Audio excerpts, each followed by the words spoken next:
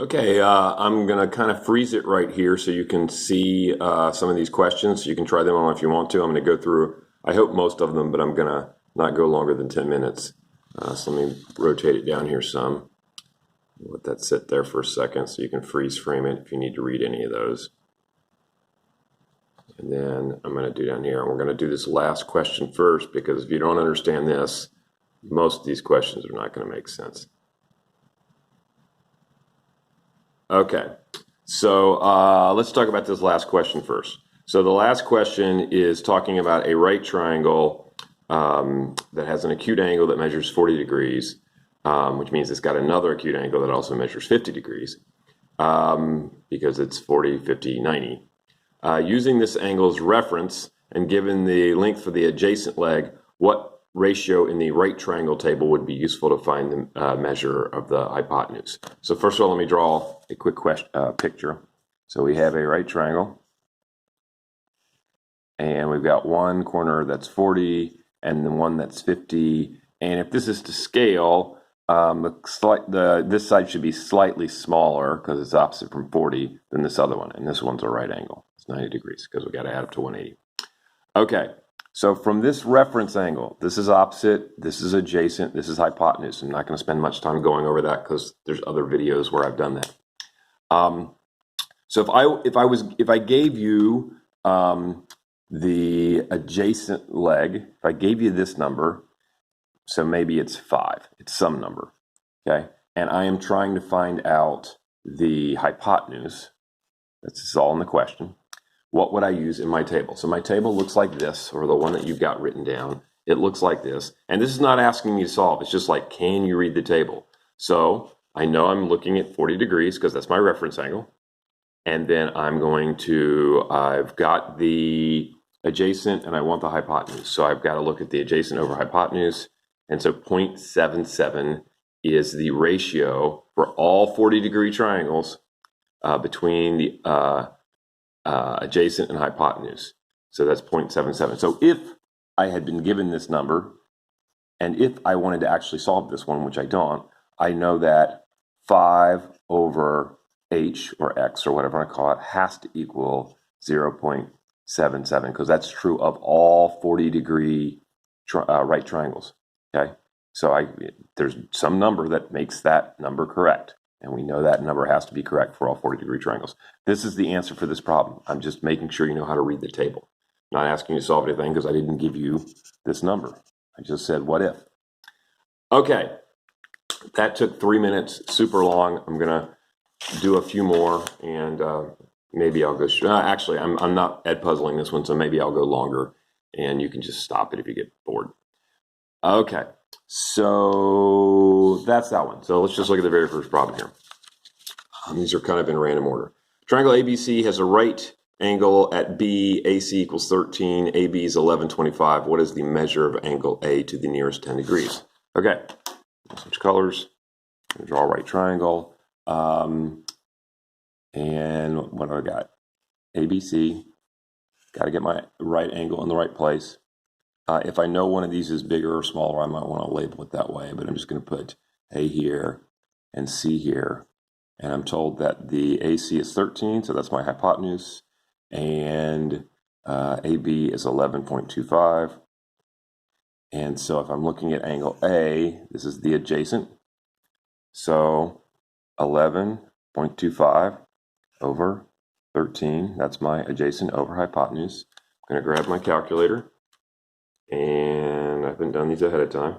11.25 divided by 13 is equal to 0.86 or 0.87, 0.87. So then I go to my chart and I look at the A over H column and I'm looking for 0.87, and wow, there it is, 30.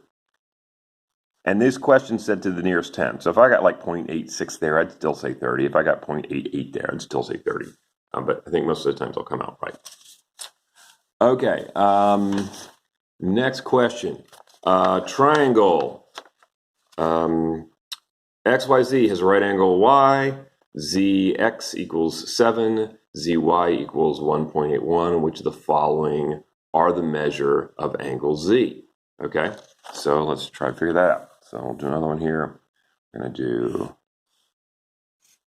let's see, it is at Y, and I'm going to put X and Z, and XZ is 7, that's my hypotenuse, and ZY is 1.81, 1.81, and if we're looking for Z, that's up here, that means that's my adjacent, okay? So I know that 1.81 over 7 is my proportion for all triangles for hypotenuse. I'm going to look that up, or I'm going to calculate that out. 1.81 divided by 7, and I get 0.26 when it rounds. So that's 0.26. So once again, I'm going to go to my chart.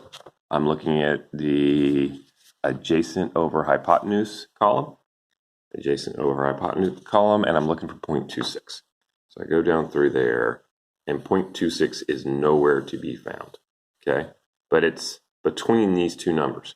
Now, if we go back and look at the question, I could just guess. It's probably about 75. This was a multiple choice question. If I go back and look at it, my choices are 4, 75, 42, and 23. So you do need to estimate it, but to get it right, you've got a list there. So we know the answer there is actually 75. I guessed correctly.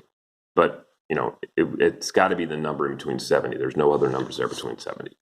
Okay, next one. We got a couple more minutes.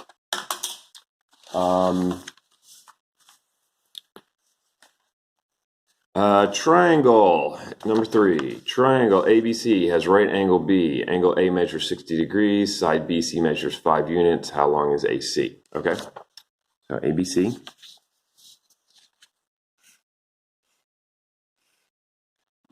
AB. Now, I have an angle measured there. My angle A is 60. So this looks like the bigger angle. So I'm actually going to put my A up there because I'd like this thing to look to scale. So I always, if I know one of my angles is bigger, I like to put the bigger angle there or the smaller angle there and then label it accordingly. All right, and BC is 5, and we are trying to find AC. Okay, so this is our opposite. This is our hypotenuse.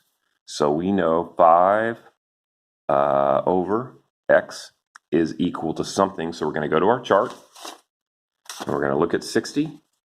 And then we're doing opposite over hypotenuse. So 60 opposite over hypotenuse is 0.87.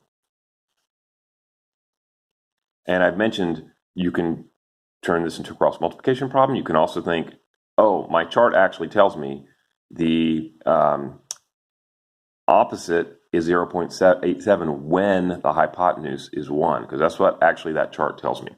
But anyway, I need to solve this somehow. I like turning it into a cross multiplication problem, so I'm going to multiply those two together, get 0.87x, and multiply those two together and get 5. And in this case, I got a coefficient here, so I have to divide. That doesn't always happen. 0.87 divided by 0.87, and I'm going to do that with my calculator.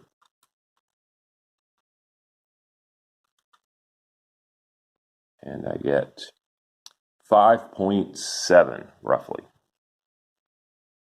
Now, does that make sense? Yes, it should be bigger. It shouldn't be a lot bigger because this is, and actually there was another way we could have done that because this was 30, 60, 90. If we know our shortcuts, we actually know that, you know, this side has to be 2.5 and this side has to be 2.5 root 3. And let's see if it came out to the same number. I'm going to be really upset if it doesn't.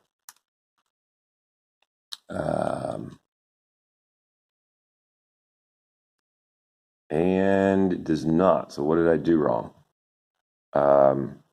Oh, because I got my rule backwards. Sorry.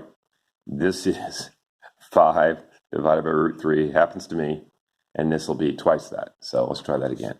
5 divided by square root 3 is this number, and then if I double it, it is 5.7.